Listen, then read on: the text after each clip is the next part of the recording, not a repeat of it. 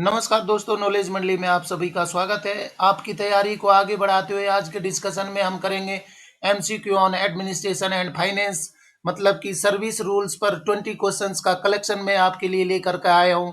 और ये क्वेश्चंस हैं बहुत ही इंपॉर्टेंट है for the post of DC, AC, principal, vice principal, SO, ASO, OS, audit assistant, UDC in NVS, KVS, EMRS, NCT conducted by UPSC, LD, LDC, मतलब कि limited departmental examination और limited departmental competitive examinations के लिए भी बहुत ही important questions का collection यहाँ पर मैं आपके लिए प्रस्तुत कर रहा हूँ। अगर आप चैनल पर नए हैं तो चैनल को सब्सक्राइब करिए, क्योंकि एक ही प्लेटफॉर्म पर आपके सिलेबस का कंटेंट मिलना बहुत मुश्किल होता है।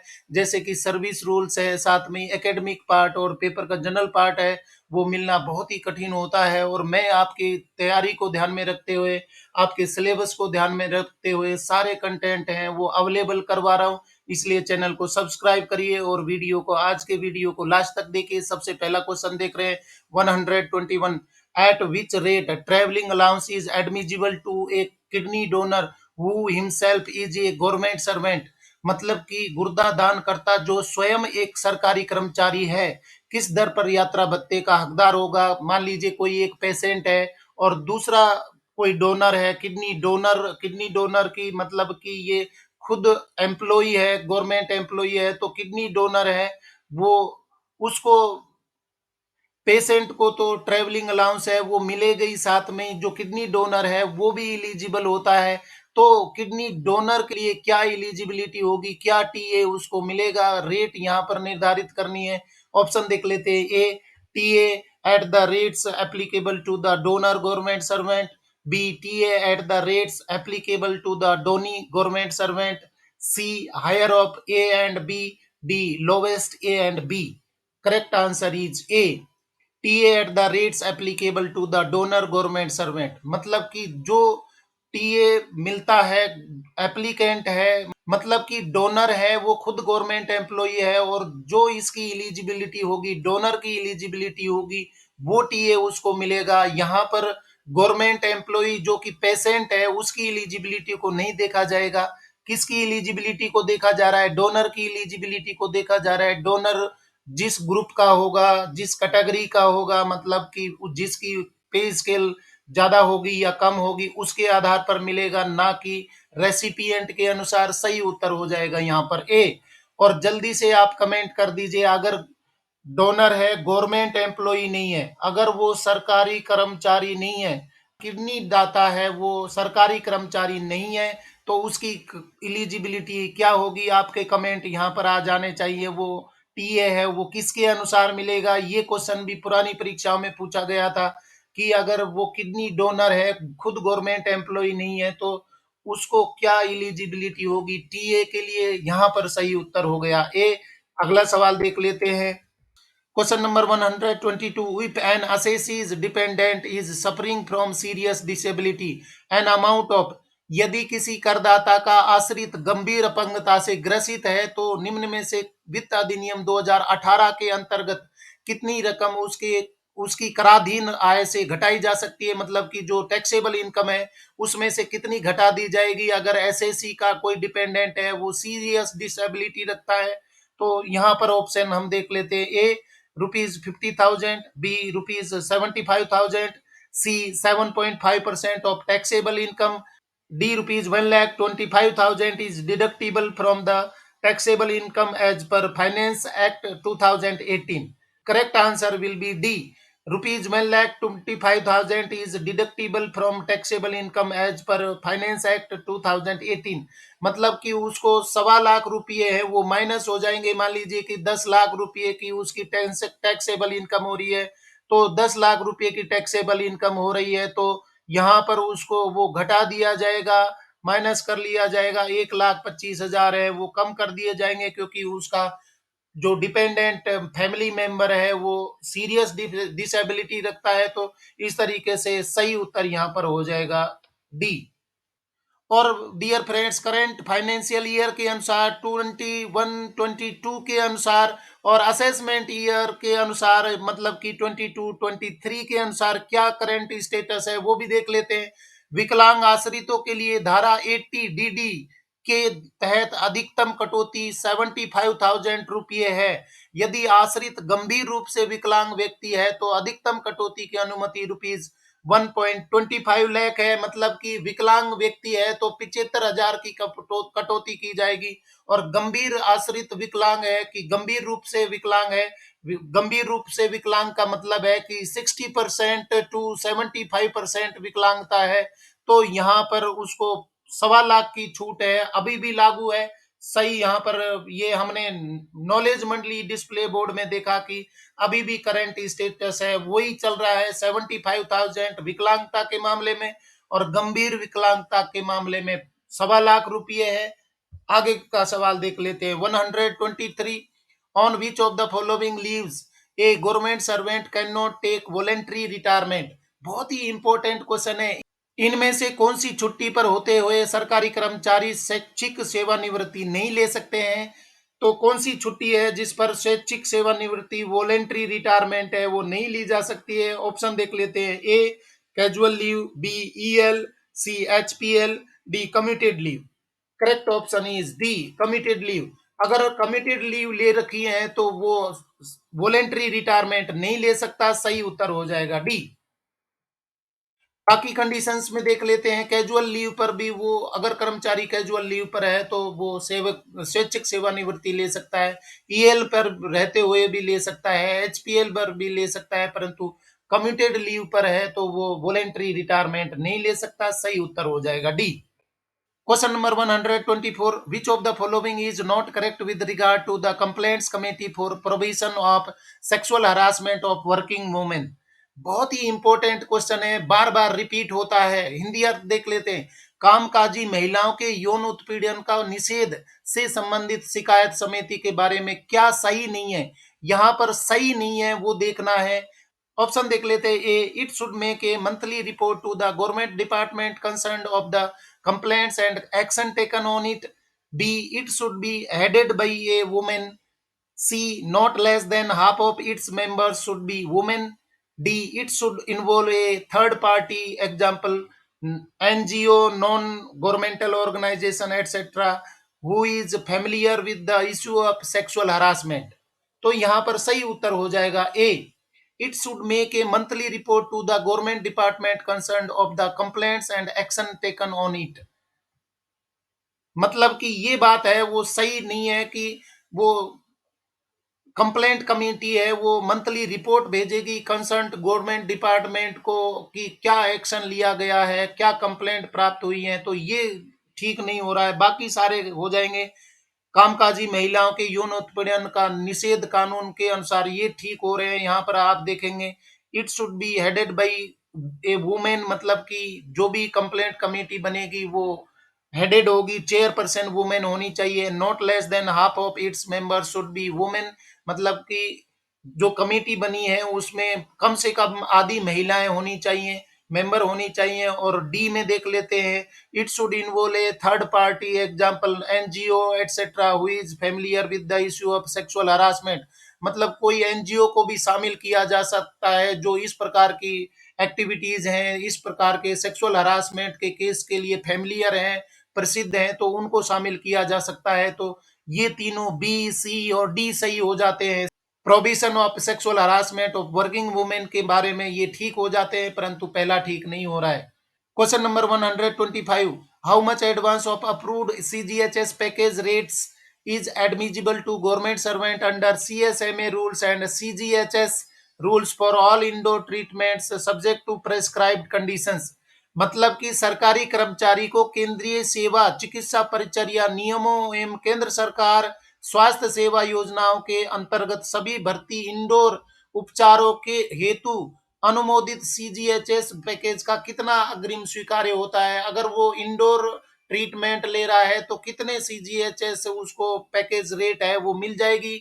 ऑप्शन देख लेते हैं। A 100%, B 50%, C 75%, D 90%। Correct option is D 90%। मतलब कि जो सीजीएचएस पैकेज रेट है उसके 90% सीएसएमए रूल्स में या सीजीएचएस रूल्स के अनुसार वो इंडोर ट्रीटमेंट ले रहा है तो उसको 90% खर्चा है या बिल का पेमेंट कर दिया जाएगा। सही उत्तर यहां पर हो जाएगा डी।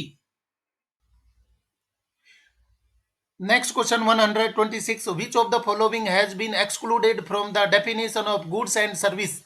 वस्तु एवं सेवा कर की परिभाषा से निम्नलिखित में से किसे बाहर रखा गया है। जीएसटी से रिलेटेड क्वेश्चन है वो पूछ लिया गया है, और मेरे चैनल पर जीएसटी से संबंधित बहुत सारे क्वेश्चंस हैं वो अवेलेबल है। आप प्ले लिस्ट में जाइए, नॉलेज मंडली की प्ले लिस्ट में जाइए और प्ले लिस्ट से आप जीएसटी प्ले लिस्ट पर क्लिक करिए। वहां पर आपको लेटेस्ट वर्जन है जीएसटी के, क्या जीएसटी होता है, कितने परसेंट है, सब उसमें बताया गया है। सारे जीएसटी से रिलेटेड क्वेश्चंस भी आपके सिलेबस में निश्चित रूप से पूछे जाएंगे। इसलिए प्ले लिस्ट में जाकर के, जीएसटी की प्ले लिस्ट में जाकर के अपने आप को तैयार करिए। यहां पर देख लेते हैं। Option A telephone services, B supply of electricity, C transportation facility, D sale of land. Correct option is B sale of land. मतलब वस्तु और सेवा कर की परिभाषा से बाहर रखा गया है, सेल ऑफ लैंड को अलग रखा गया है। बाकी सर्विसेज हैं, टेलीफोन सर्विस है वो जीएसटी में आ गई है, और साथ में सप्लाई ऑफ इलेक्ट्रिसिटी है वो भी जीएसटी में मतलब कि सर्विस में शामिल की गई है, और ट्रांसपोर्टेशन फैसिलिटी है वो भी जीएसटी में शामिल किया गया है। परंतु सेल ऑफ लैंड है वो इससे जीएसटी से बाहर रखा गया है। और मैंने मेरे वीडियो में बताया है कि कौन कौन सी चीजें से जीएसटी में शामिल हैं और कौन सी अलग रखी गई हैं। तो जल्दी से आप कमेंट कर दीजिए कि यहाँ पर सेल ऑफ लैंड है उसको अलग रखा गया है, और जीएसटी से कौन कौन सी चीजें हैं उनको एक्सक्लूड किया गया है, बाहर रखा गया है। जल्दी से आपका कमेंट आ जाना चाहिए। यहां पर सही उत्तर हो रहा है D.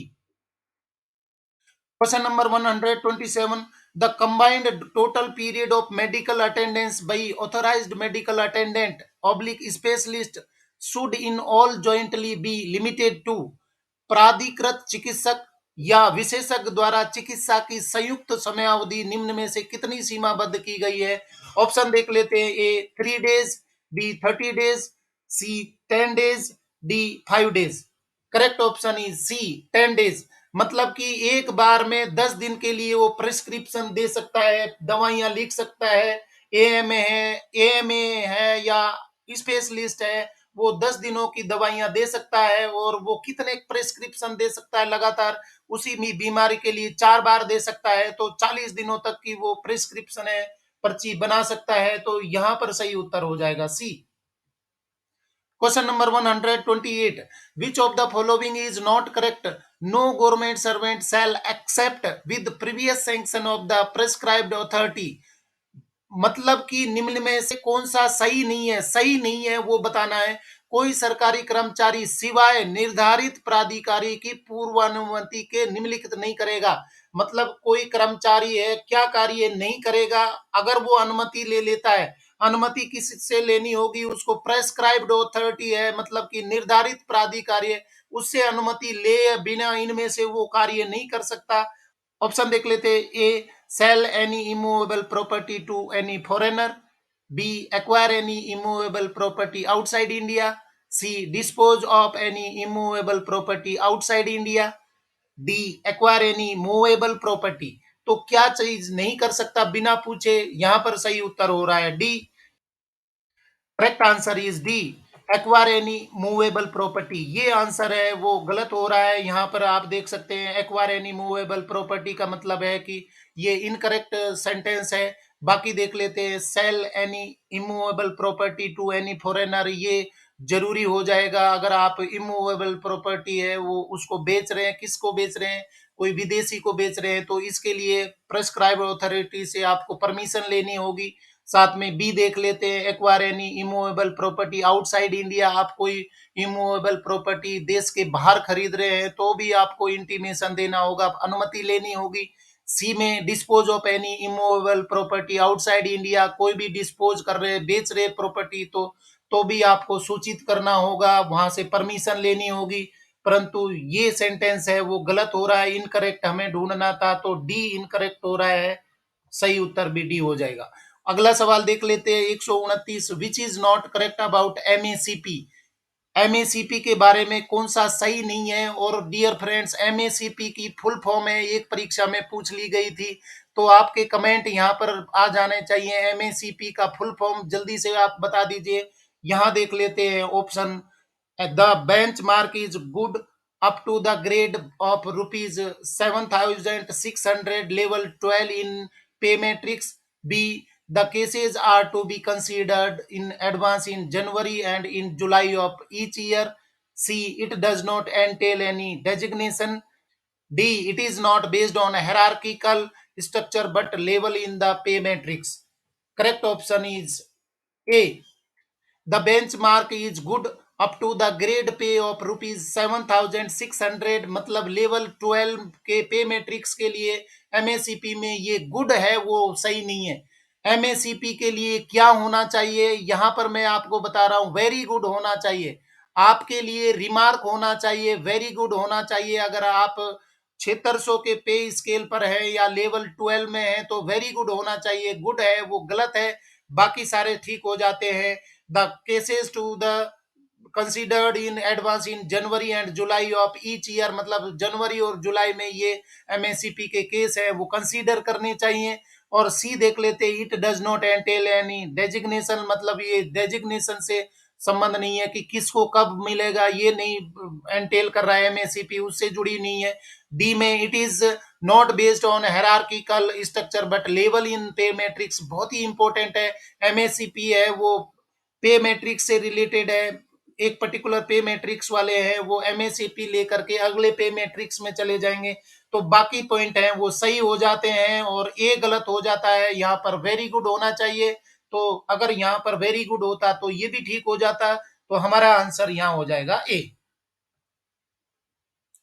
Question number 130, which of the following is not correct in relation to electronic reverse auction, मतलब कि परचेज प्रोसीजर पर निश्चित रूप से क्वेश्चन है आपके पूछे जाएंगे। और परचेज प्रोसीजर पर और जीएफआर पर मेरे चैनल पर बहुत सारे वीडियोज हैं, बहुत सारे क्वेश्चंस हैं वो अवेलेबल है। 2017 के अनुसार जीएफआर 2017 के अनुसार मैं परचेज प्रोसीजर पर बहुत सारे कंटेंट है मेरे चैनल पर अवेलेबल है। आप प्लेलिस्ट में जाइए और प्लेलिस्ट में आप सर्च करिए परचेज प्रोसीजर या जीएफआर 2017, वहां पर इस तरीके के क्वेश्चन है आपको मिल जाएंगे। आपके 10 से 15 क्वेश्चन है वो परचेज प्रोसीजर या जीएफआर पर पूछे जाएंगे, तो जरूर देखिए और अपने आप को तैयार करिए। हिंदी अर्थ देख लेते हैं। इलेक्ट्रॉनिक रिवर्स ऑक्शन के संबंध में निम्नलिखित में से कौन सा सही नहीं है। Option A, effective competition through existing competitive market is ensured. B, processing entity should be detailed description of the subject matter of the procurement. C, total value of procurement should not exceed rupees 10 lakh. D, criteria for selection are quantifiable and can be expressed in monetary units. Correct answer is C.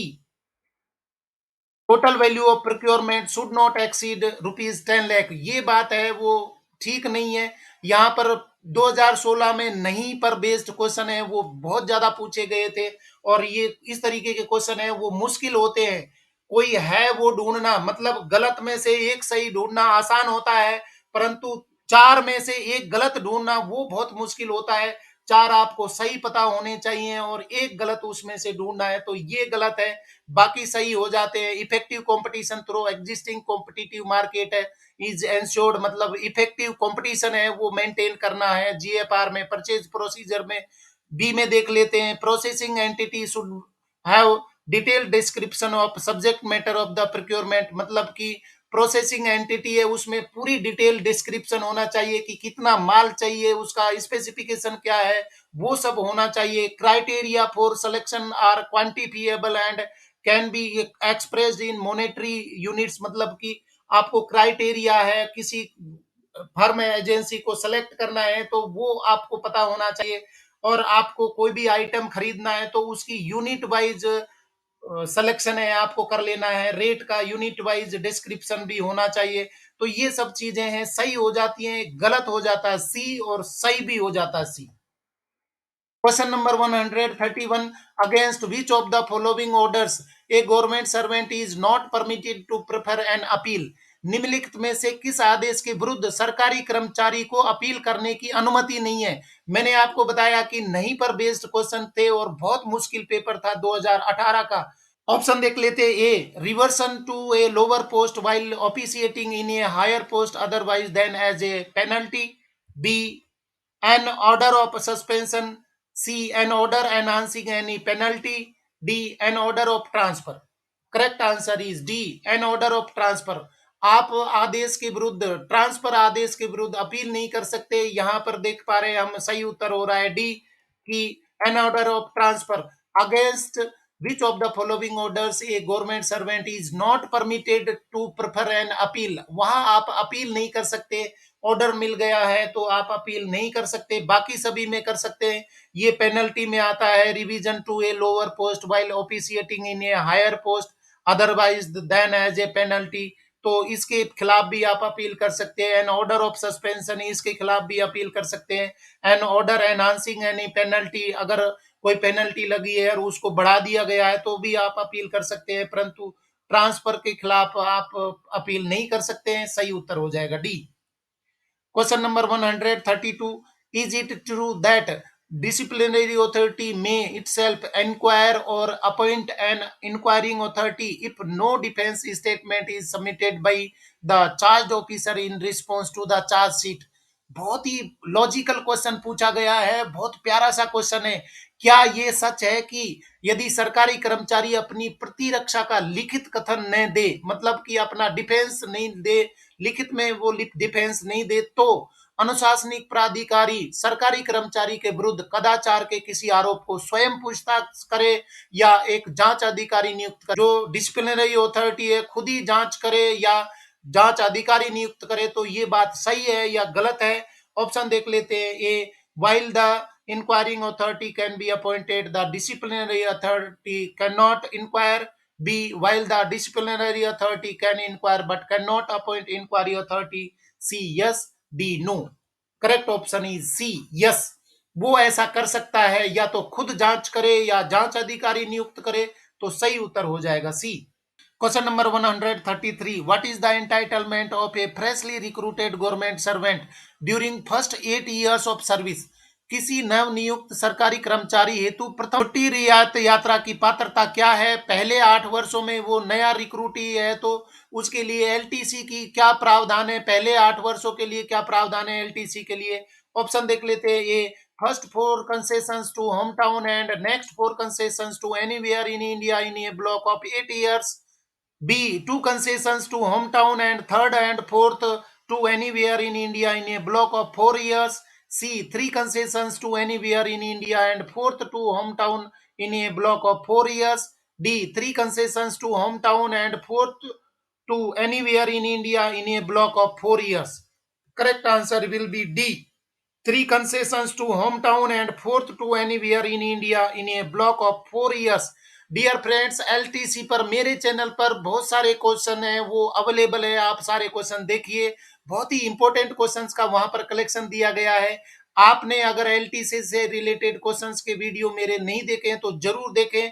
यहां पर वो बोल रहा है कि पहले 8 वर्षों में, पहले 8 वर्षों का मतलब है कि 4-4 वर्ष के 2 ब्लॉक हैं, तो वो हर ब्लॉक में क्या कर सकता है? 3, पहले ब्लॉक में वो क्या करेगा? 3 होम टाउन एलटीसी ले सकता है और चौथी वो ले सकता है ऑल इंडिया एलटीसी ले सकता है। चौथी ऑल इंडिया एलटीसी हो जाएगी।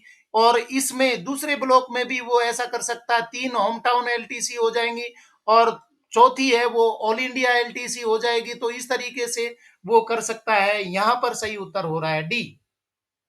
Question number 134, in international travel an officer drawing pay in pay matrix 13 and below is entitled to which of the following classes by year? वेतन मैट्रिक्स 13 एवं निम्न वेतन पाने वाले अधिकारी के प्रकरण में अंतरराष्ट्रीय हवाई यात्रा पर किस श्रेणी की पात्रता है? ऑप्शन देख लेते हैं। A, economy class. B, first class. C, business class. D, club class. Correct option is A, economy class. Pay level 13 है तो पे लेवल 13 के लिए वो इकोनॉमी क्लास में यात्रा कर सकता है। पे लेवल 13 से नीचे वाला वो बोल रहा है या तो 13 है या उससे नीचे वाला है तो उसके लिए इकोनॉमी क्लास में वो एयर ट्रेवल कर सकता है इंटरनेशनल ट्रेवल के लिए। तो सही उत्तर हो जाएगा ए।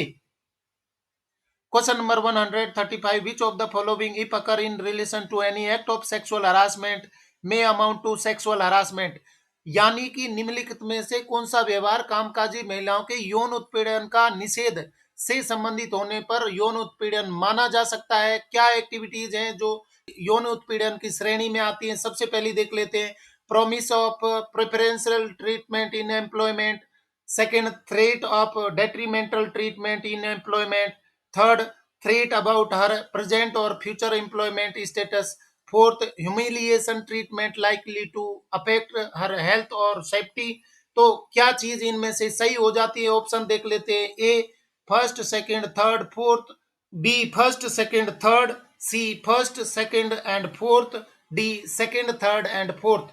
Correct answer will be A first second third and fourth, चारों ही हैं वो उत्पीड़न में मानी जाती हैं, यौन उत्पीड़न में शामिल किया जाएगा।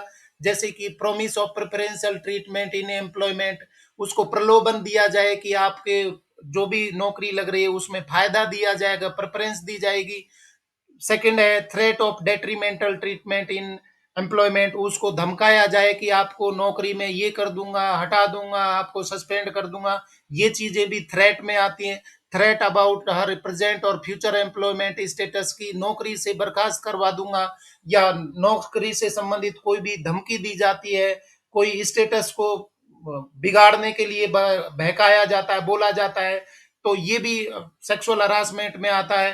Humiliation treatment likely to affect her health और सेफ्टी, उसके स्वास्थ्य और सेफ्टी है उससे भी कोई इस तरीके का उसको ह्यूमिलिएट किया जाए, तो सारी एक्टिविटीज है वो सेक्सुअल हरासमेंट में आ जाएंगी।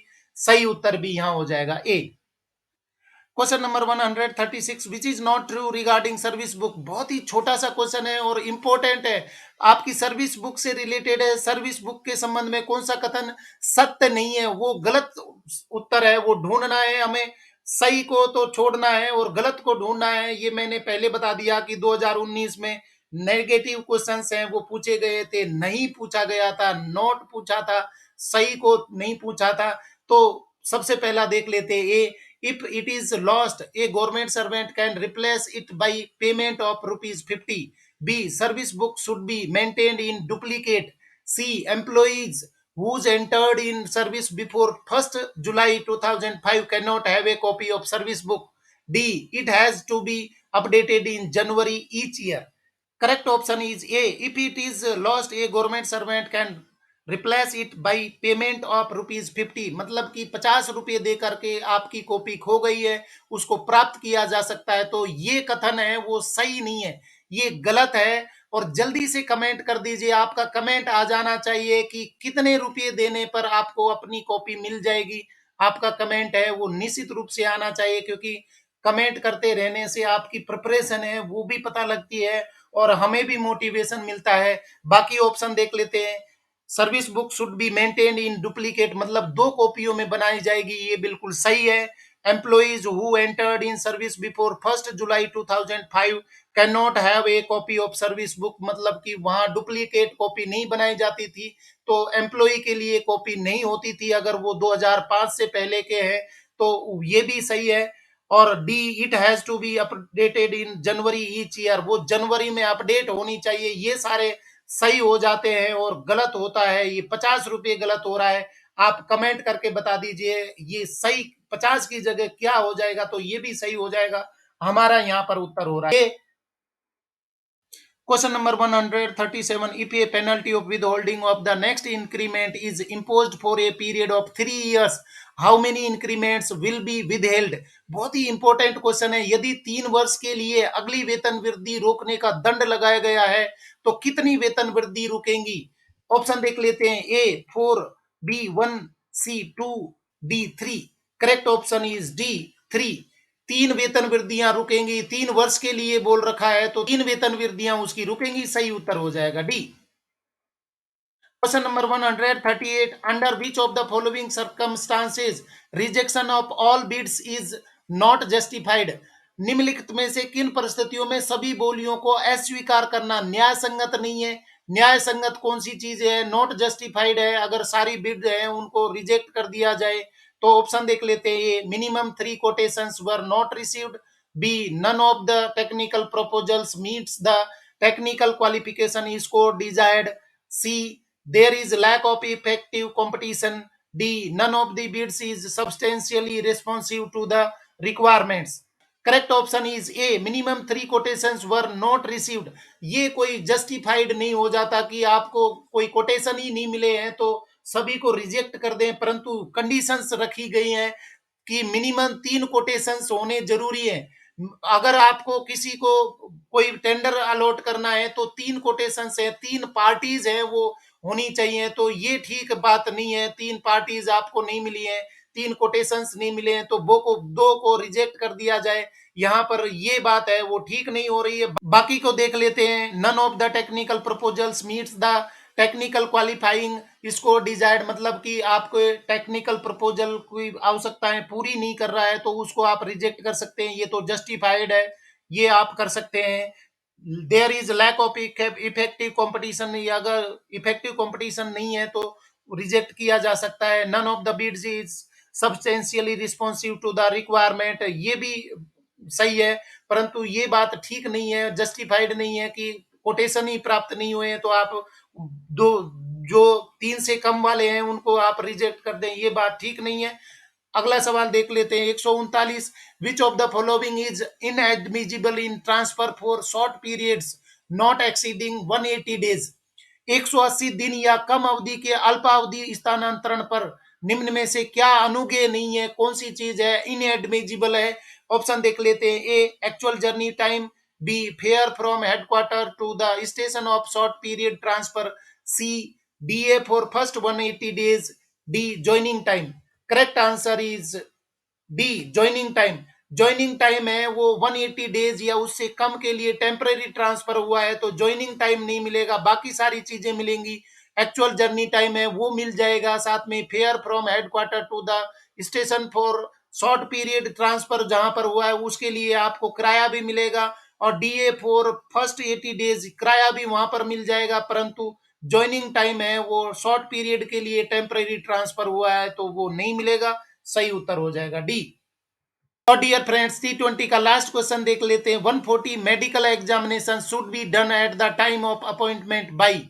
चिकित्सकीय परीक्षण नियुक्ति के समय पर इनके द्वारा की जाती है, किसके द्वारा की जाती है। A medical examination is not required if the appointment is not likely to last for 6 months, B medical board in the case of gazetted government servant, C. Civil surgeon, district medical officer or equivalent in the case of non-gazetted government servant. D. Female civil surgeon oblique district medical officer in the case of female government servant.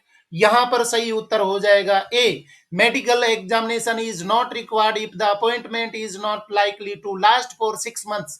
तो dear friends, हमने 2018 का trend देखा कि यहाँ पर negative questions है वो पूछे गए थे, मतलब कि 3 सही है और एक गलत को छांटना था। यहाँ पर ये गलत मुझे लग रहा है, ये गलत लग रहा है, बाकी सारे ठीक लग रहे हैं। Medical board in the case of gazetted government servant, अगर गेजेटेड गवर्नमेंट सर्वेंट की सर्विस लगती है तो मेडिकल बोर्ड के द्वारा मेडिकल सर्टिफिकेट बना हुआ होना चाहिए। साथ में ही civil surgeon, district medical officer और equivalent in the case of non gazetted government servant, ये भी ठीक है। सिविल सर्जन का या डिस्ट्रिक्ट मेडिकल ऑफिसर है वो आपका मेडिकल सर्टिफिकेट है वो जमा कर सकता है, दे सकता है। और फीमेल गवर्नमेंट एम्प्लॉय के लिए फीमेल सर्जन या डिस्ट्रिक्ट मेडिकल ऑफिसर है वो गवर्नमेंट एम्प्लॉय के लिए मेडिकल सर्टिफिकेट जारी करेगा। तो ये 3 सही है, पहले वाला गलत लग रहा है परंतु यहाँ पर वो नोट नहीं दिया है, शायद प्रिंटिंग मिस्टेक है। Medical examination should be done at the time of appointment bye, तो यहाँ पर शुड नॉट बी डन यहाँ होना चाहिए था। तो चिकित्सकीय परीक्षण नियुक्ति के समय पर इनके द्वारा की जाती है, यहाँ पर नेगेटिव बात नहीं बताई गई है, परंतु क्वेश्चन पेपर का ट्रेंड देखते हुए ये सेंटेंस है वो मुझको गलत लग रहा है। और 2018 की में भी ए आंसर है उसको सही माना था, तो सही उत्तर यहाँ हम मान लेते हैं ए। इस तरीके से फ्रेंड्स हमने T20 के 20 क्वेश्चन हैं वो कर लिए हैं, और आज के क्वेश्चन हैं वो सर्विस रूल्स पर बेस्ड थे, बिल्कुल मलिदा क्वेश्चन थे, चूरमा क्वेश्चन थे, सारे क्वेश्चंस का कलेक्शन था, रस भरे थे, बहुत मजा आएगा। और निश्चित रूप से आपको परीक्षा में ये मिलेंगे।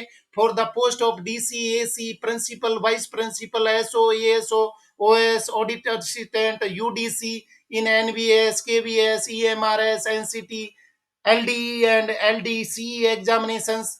अगर आज के क्वेश्चन आपको पसंद आए तो लाइक शेयर करें। आप मुझको फेसबुक पेज पर भी फॉलो कर सकते हैं।